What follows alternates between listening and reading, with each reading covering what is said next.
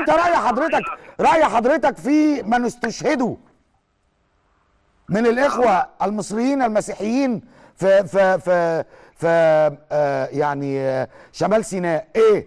شهداء ولا لا؟ شهداء.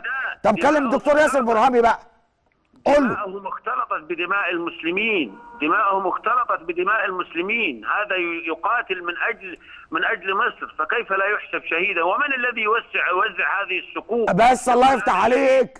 وهذا غير شهيد. الشهداء عند الله عز وجل، فلا ينبغي لاحد ان يكون له خصوصيه عند الله عز وجل او ان نوزع الخصوصيات على الناس. الله هو الذي يعلم هذا شهيد وهذا غير شهيد.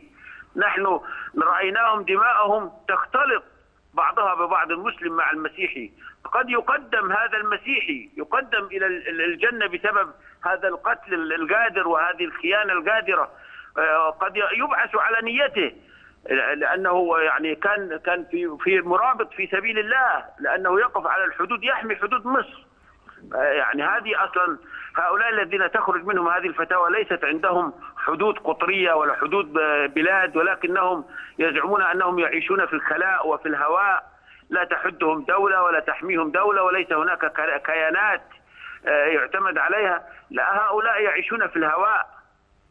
بشكرك شكرا جزيلا فضيلة الشيخ دكتور جابر طايع، وكيل وزارة الأوقاف بالقاهرة.